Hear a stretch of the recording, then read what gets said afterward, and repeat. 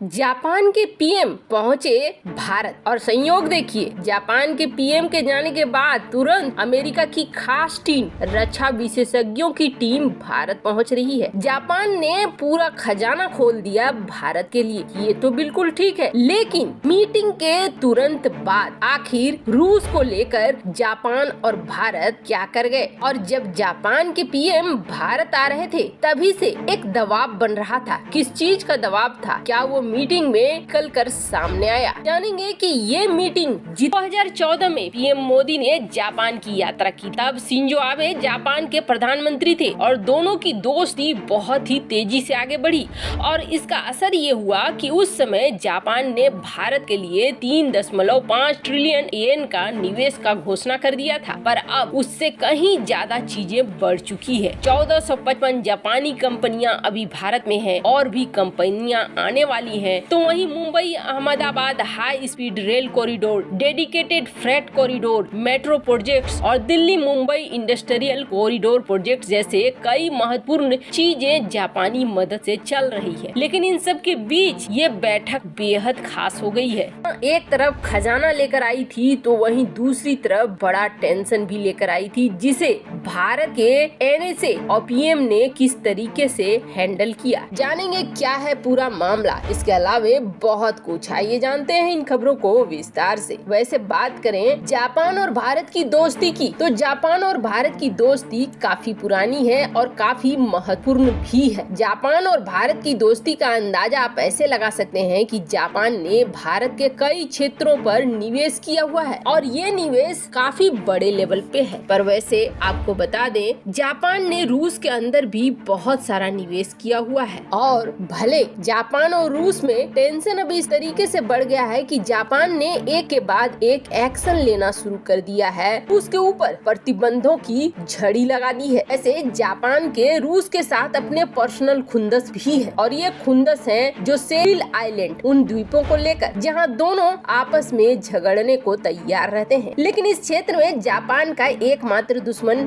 रूस ही नहीं है बल्कि चीन भी है। चीन जो कि सेनकाकू द्वीप पर अपना कब्जा जमाना चाहता है और चीन कई बार जापान को खुले तौर पर परमाणु बम की धमकी भी दे चुका है। भारत की बात करें तो भारत और जापान का 1952 से शुरू हुआ और 2000 में जाकर ग्लोबल पार्टनरशिप बनी। 2006 में फिर बदला थोड़ा, इसमें स्ट्रेटेजिक जुड़ गया, यानी रणनीतिक सलाहकार, रणनीतिक भागीदारी भी शुरू हो गई। लेकिन 2014 के बाद जिस तरीके से बदला है जापान और भारत का रिश्ता, वो पहले कभी नहीं बदला था। 2014 में जापान और भारत स्पेशल स्ट्रेटेजिक और ग्लोबल पार्टनरशिप में जुड़े और 2022 में तो बिल्कुल कमाल हो गया। 17वीं वर्षगांठ है भारत और जापान की दोस्ती के और इन सब के बीच में जापान ने $42 बिलियन का घोषणा कर दिया, जो भारत के कई क्षेत्रों में लगेगा। मतलब आप समझ लीजिए कि आने वाले दिनों में आप अगर देखते हैं कि भारत में एक ऐसा इंफ्रास्ट्रक्चर बिल्ड हो गया है जो पश्चिमी दुनिया को फेल कर रहा है, तो कोई बहुत बड़ी बात नहीं होगी।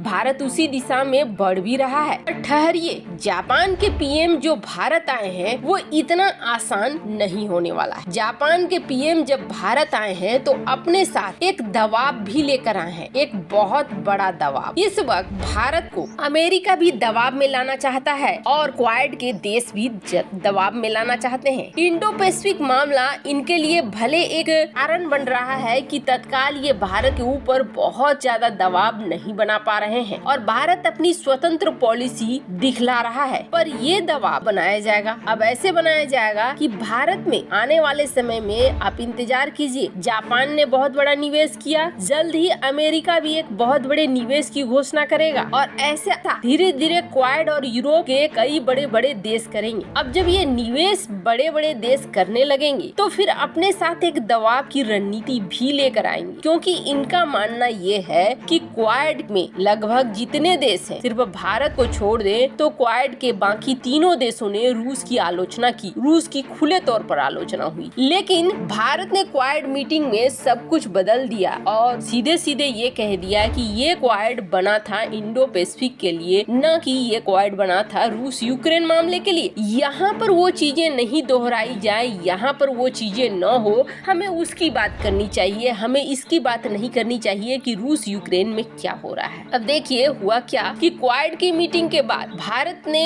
और इन 4 देशों ने यही कहा कि हम मानवीय सहायता देंगे, कैसे भेज सकते हैं और हमारे इस क्षेत्र में फिर से ये चीज न हो, इसके लिए बात हुई। लेकिन पर्सनल तौर पर जापान ने रूस के ऊपर प्रतिबंध लगा दिए, रूस की आलोचना कर दी, अमेरिका ने भी कर दी, ऑस्ट्रेलिया ने भी कर दी, इन सारे देशों ने कर दिया। पर भारत ने इससे रुख अलग किया। भारत प्रतिबंध नहीं लगा रहा है रूस को, बल्कि भारत तेल खरीद रहा है और भरपूर मात्रा में खरीद रहा है और आगे भी खरीदेगा, इसका ऐलान कर चुका है भारत। फिर आई बात दवाइयों की, तो अब तो भारत दवाइयाँ भी भेजेगा, इसका भी अंदेशा होने लगा है, क्योंकि भारत एक वर्ल्ड फार्मेसी है और ऐसे में वो देगा दवाइयों को। अब भारत क्या कर रहा है, अमेरिका के सारे खेल को खराब कर रहा है। पर इन सब के बीच में ये खबर निकल कर आ रही है कि चीन अंदर खाने रूस की मदद की बड़ी तैयारी कर रहा है। और अगर चीन रूस को मदद दे रहा है और रूस को इस वक्त हमने अगर अकेला छोड़ दिया, तो आप समझ लीजिए कि चीन की तरफ रूस का झुकाव पूरी तरीके से हो जाएगा और चीन पर निर्भर भी हो जाएगा। फिर इसका नतीजा हमें भुगतना होगा और ये नतीजा हमें भुगतना होगा इंडो पैसिफिक में भी और फिर हमारे चीन और भारत के साथ जो बॉर्डर है। अब ये निवेश तो हो गया और जापान ने इतने बड़े निवेश के साथ भारत को अपनी दोस्ती का परिचय भी दे दिया, लेकिन भारत अपनी स्वतंत्र पॉलिसी को अपना रहा है। और जैसे ही ये मीटिंग खत्म हुई, इस मीटिंग के बाद दोनों देशों ने सिर्फ यही कह दिया कि हम चाहते हैं रूस मामले में जल्द से जल्द शांति स्थापित हो। इससे ज्यादा कुछ नहीं आया सामने। और इसके पीछे वजह क्या थी, तो आपको बता दें, इसके पीछे बड़ी वजह है चीन। चीन दुनिया को जो दिखाता है कि उसका रक्षा बजट या डिफेंस के मामले में कितना इन्वेस्टमेंट है, वो उससे कई गुना ज्यादा अपने रक्षा क्षेत्र में लगाता है। और ये चीज भले आधिकारिक आंकड़ा में न आए, लेकिन सिप्री जैसी संस्थाएं इस बात को जाहिर करती है कि चीन बहुत ज्यादा इन्वेस्टमेंट अपने रक्षा बजट में करता है। और ये जो मीटिंग हुई, इस मीटिंग में अमेरिका ने सोचा था रूस की बात होगी, लेकिन हुआ ठीक इसका उल्टा।